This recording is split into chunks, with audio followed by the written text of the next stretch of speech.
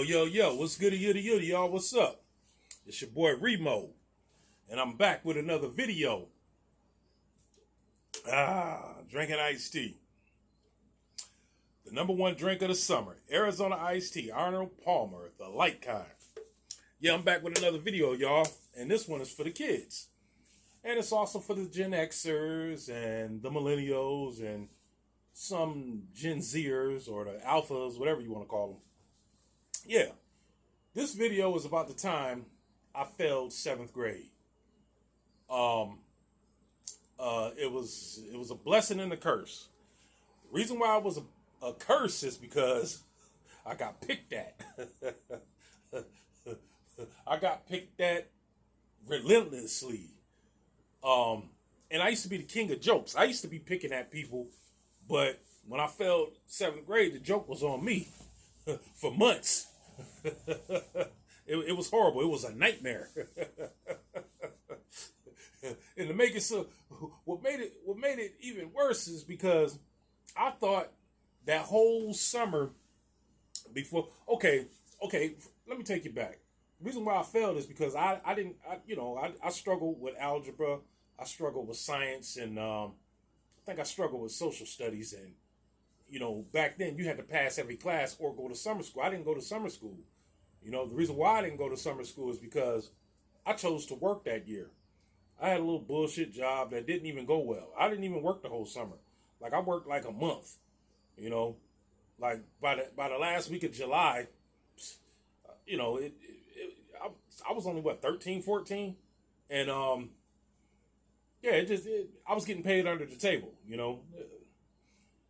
It wasn't even supposed to be permanent, but I'm thinking in my mind I'm going to do this all summer. Like, I didn't know that the person I was working for wasn't even supposed to be hiring minors. Like, it was a mess. You know what I mean?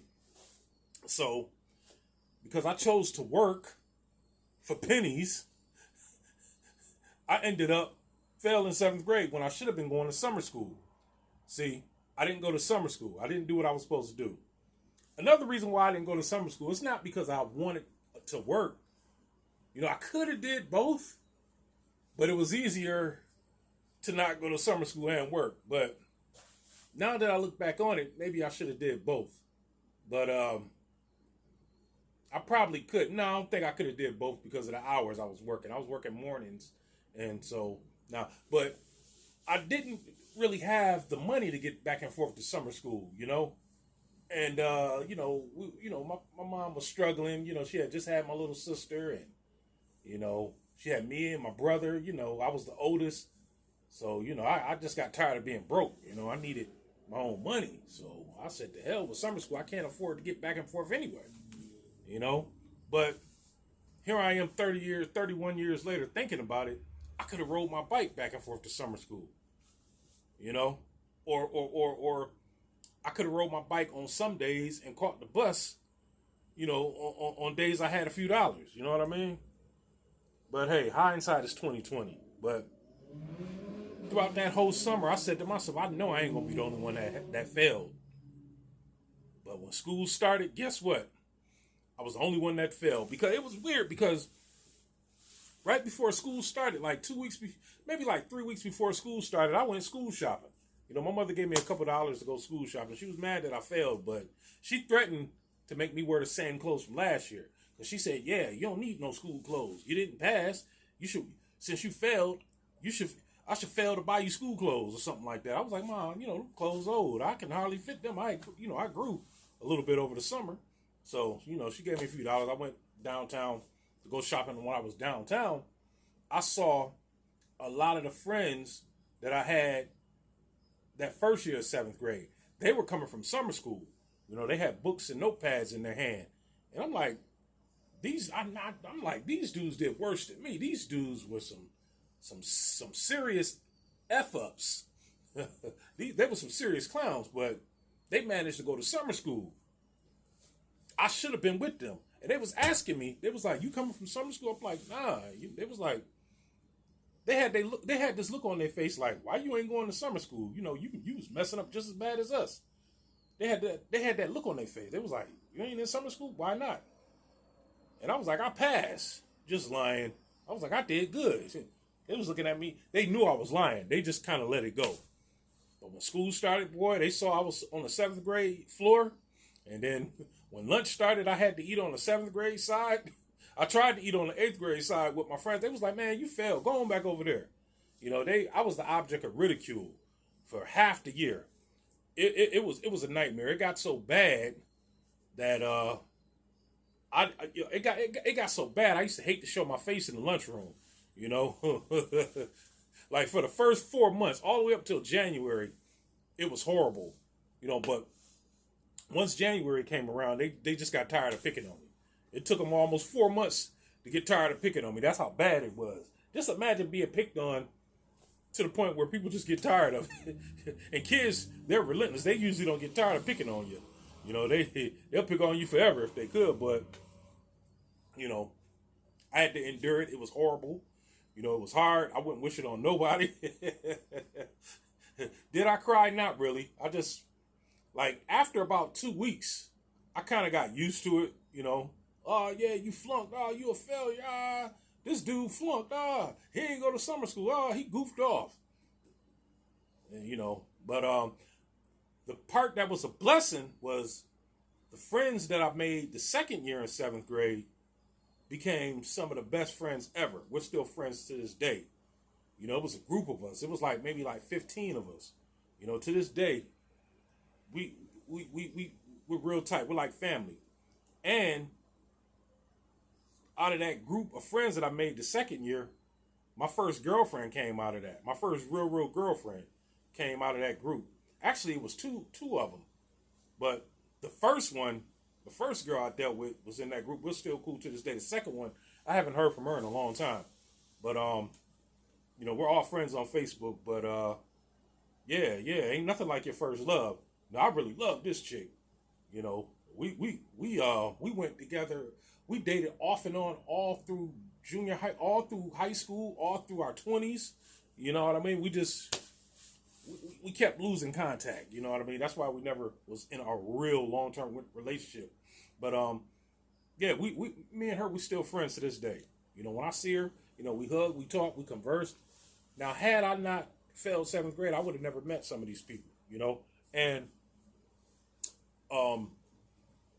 another blessing was when I finally made it to 8th grade, that year was the best year ever.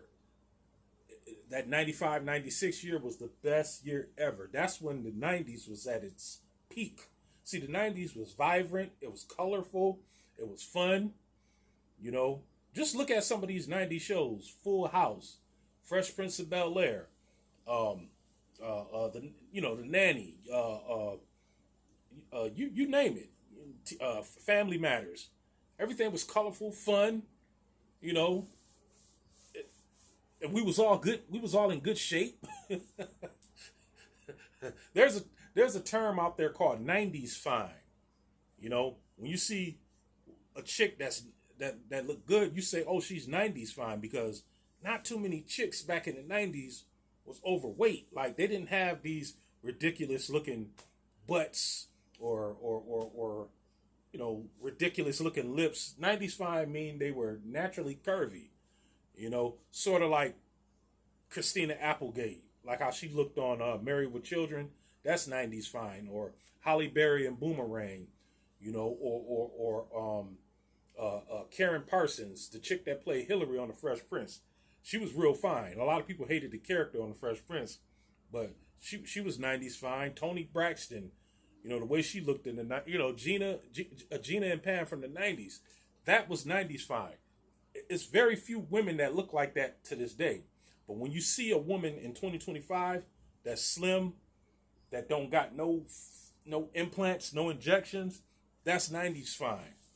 So a lot of women, you know, were in good shape, you know, because we was outside. We wasn't on our tablets or on our phones like that. We was outside. We were competitive too. We were always playing something, whether it was football, basketball, baseball.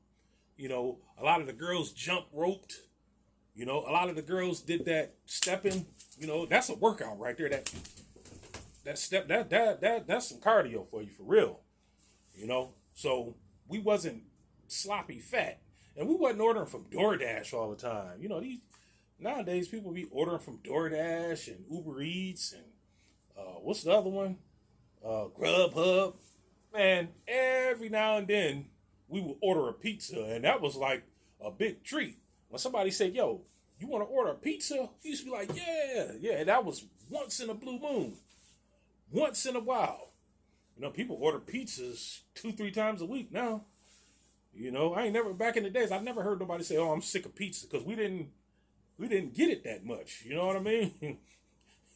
Every once in a while, somebody orders some Chinese food, but we ain't order nothing. Our parents cooked, or we'll go to the store and get a beef patty or a burrito, you know. But we wasn't ordering McDonald's, you know, or Burger King or Little C. Man, nah, man, nah. And plus, we only ate like once. We ain't eat breakfast back then, you know. We might eat a bowl of cereal. That was it, you know.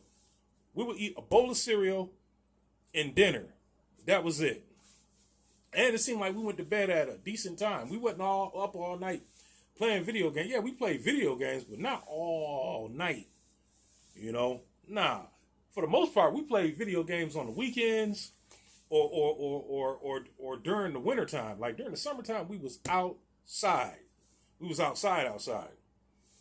Yeah, you know, these kids nowadays, boy, it's like they're addicted. They're addicted to video games and laptops and computers. But we wasn't. But yeah. Anyway, let me get back on topic. The subject I'm talking about is how I felt 7th grade. Yes, it was a blessing and a curse. And I feel like it was worth it. It was worth getting picked on to meet some of the friends I met the next year and to have the fun I had when I finally made it to 8th grade. Because it was awesome. It was awesome. And then when I went to high school, a lot of the people that I was in the 7th grade with the second time, they went to the same high school as me too. And then a lot of them sort of like went to different high schools because I went to a technical high school and other people got into law and, you know, they went to different high schools. A lot of people moved back down south, but you know, it was horrible at first getting picked on. And I used to be the one cracking the jokes and picking on people, but you know, once you fail, the joke is on you. So what I would advise you kids to do is if you fail, you know, go to summer school, go to night school, or, you know, stay after school to make up them grades. Don't don't think everybody else is failing like you. You know, I don't care how cool you is with somebody, you know. Don't ever think you're not the only one failing. You know, don't do what everyone else is doing. You know, be yourself. Do the right thing that you're supposed to do. You know, focus on you. Don't worry about nobody else. You know, make sure all your boxes are checked. Don't worry about what the other person doing. Don't worry about what this person doing. You know, worry about yourself. That's coming from Remo. All right, y'all like, share, subscribe.